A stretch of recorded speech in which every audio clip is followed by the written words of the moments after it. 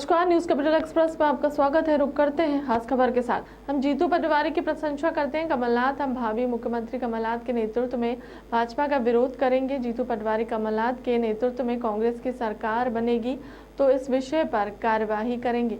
जीतू पटवारी, मैंने टैबलेट इसीलिए वापस कर दिया है क्योंकि वह मेड इन चाइना था। कमलनाथ, पूर्व मुख्यमंत्री कमलनाथ का बयान। मध्य प्रदेश की विधानसभा और हर विधानसभा इसलिए बनाई है कि हम अपनी बात रखें। हमारे साथी ने आज कई मुद्दे उठाए हैं, कोई ऐसा मुद्दा नहीं था जिसका सबूत नहीं था। 24 करोड़ रुपए का ब्याज प्रति साल दिया जा रहा है। इन्होंने बड़ा सही मुद्दे उठाए, खुलासा कर रहे थे भारतीय जनता पार्टी का, और हम इनकी प्रशंसा करते हैं। आप इस मुद्दे को सदन के पूरे प्रदेश में बोल बोलेंगे इनकी भाई बीजेपी। हाँ, पूरी पार्टी सब दूर ले जनता के बीच में भी जाएंगे। जनता के बीच में इनका भ्रष्टाचार ले जाएंगे। अंत में देखिए, बॉटम लाइन है इनका भ्रष्टाचार। ये हमें याद रखना है। हर कर्ज लिया तो भ्रष्टाचार के लिए लिया, आम जनता के लिए नहीं लिया। ये जो हमारे अतिथि शिक्षक हैं कि कहें कि हम कर्जा ले रहे हैं क्योंकि हम इनको भर्ती कर रहे हैं, ये कहें कि हम संविदा वालों को भर्ती कर रहे हैं इसके लिए कर्जा लें, पर ये कर्जा आप लोग सब ये देख लीजिए, पिछले 8 महीनों में 9 महीनों में इन्होंने कितने बड़े बड़े सिंचाई के ठेके और सड़क के ठेके दिए हैं, और उसमें कितना एडवांस दिया है, कितनी संपत्ति बेची है। रीवा का ही उदाहरण आप जाके ले लीजिए। तो इन्होंने, मुझे तो पता भी नहीं क्या था, ये लैपटॉप था क्या था, मेड इन चाइना था। मैंने कहा मैं इसे स्वीकार नहीं करता। ये पहले तो हमारे परंपरा के अनुसार नहीं है बजट को इस पे देना, और दूसरी मेड इन चाइना वाला वो जो लैपटॉप था या जो भी था, टैबलेट आईपैड नहीं था, टैबलेट था। हम क्यों करें जब हम बात कर रहे हैं, मोदी जी खुद ही कह रहे हैं, तो हम क्यों इसे स्वीकार करें। 3 साल से नर्सिंग कॉलेज नर्सिंग परीक्षा नहीं हुई।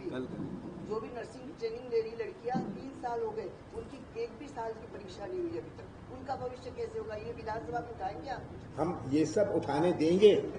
ये तो व्यवधान पैदा करने के लिए ये सब करते हैं। ये तो बड़ा प्रायोजित था। आज इनके मंत्री बैठे थे, ये आप सबने देखा कि किस तरह डिस्टर्ब किया जाए ताकि विधानसभा का स्थगन हो जाए। चलो, धन्यवाद इंडिया की बात करते हैं। मोदी जी धन्यवाद।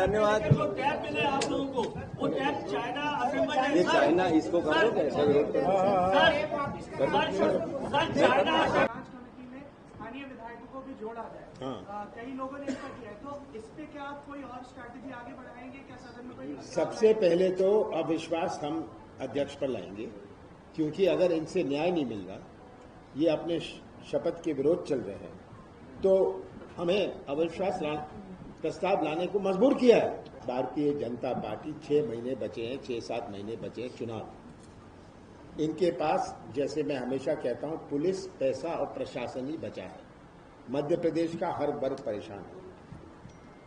भ्रष्टाचार की व्यवस्था बनाई हुई है, नीचे से लेके ऊपर तक। वो योजनाओं पर खर्च करो जहां पैसा बनता है।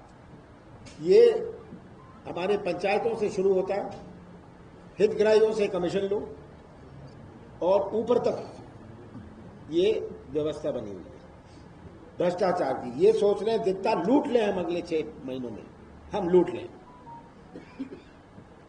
धन्यवाद। कोई सवाल हो कमलनाथ जी साहब? देखिए, हम नियम के अनुसार अविश्वास प्रस्ताव लाएंगे, क्योंकि जो पक्षपात अध्यक्ष ने किया है ये हर नियम और हर सिद्धांत के खिलाफ है। इसलिए हम मजबूर हैं कि हम अविश्वास, इस अध्यक्ष से हम न्याय की उम्मीद नहीं कर सकते।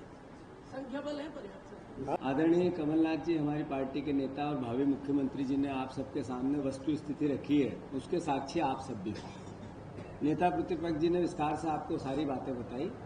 इशू निलंबन नहीं है, विशु लोकतंत्र की हत्या का है। और हत्या कौन कर रहा है? जो सदन में जिसको रक्षा करनी चाहिए, आसदी पर बैठा हुआ वो व्यक्ति जिसने शपथ ली इस बात की कि मैं न्याय दोनों पक्षों के साथ करूं, उनने जिस तरीके का अन्याय किया, ये मध्य प्रदेश के लिए काला दिन है। दूसरा विषय ये भी नहीं है कि मेरा निलंबन, एक सदस्य का निलंबन हो गया। सवाल क्या था कि आप 3.25-4 लाख करोड़ का आपने कर्जा लिया, इस कर्जे का कर क्या रहे हो? तो आज ही अखबारों की खबरें हैं कि 40 करोड़ रुपए के पिछले समय इनने हवाई जहाज चलाया। ये आज ही ये प्रश्न के उत्तर में 35 जगह बीजेपी के कार्यालय पर भोजन गया, ये प्रश्न है, ये पिछली बार का है। जब मैंने लास्ट टाइम भी उठाया था तो नरोत्तम मिश्रा जी ने सदन में आपको बुलाकर मुझे कहा था कि आधे तथ्य दिए हैं, बिल हमने बीजेपी के कार्यालय से पे कर दिए हैं। इसके लिए मैंने उसी विभाग से 4 बार चिट्ठी लिखकर पूछा कि जो बिल नरोत्तम जी को दिए वो मुझे भी उपलब्ध करा दें। एक बार भी नहीं दिए, रिसिप्ट है मेरे पास। दूसरा, जब मैंने विधानसभा में यही प्रश्न रेस किया कि पिछला सदन का उत्तर आया है जिसमें बीजेपी के कार्यालय में लंच का, डिनर का 400 रुपए की एक चाय, इसी में है 400 रुपए की एक चाय बीजेपी कार्यालय में पिलाई गई। तो जब ये सवाल है तो नरोत्तम जी को आपने जो बिल दिए, जिसके लिए विधानसभा के अंदर उन्होंने प्रेस कॉन्फ्रेंस ली, विधानसभा के अंदर नेता ने सदन के कहा, अरे भाई आप तो झूठ बोलते हो, कोई ऐसा बिल हुआ ही नहीं, ऐसा खाना खिलाया ही नहीं। जब सदन का इतना अमर्यादित काम, उस पर अध्यक्ष ने गौर नहीं किया जो सदन के उत्तर से था।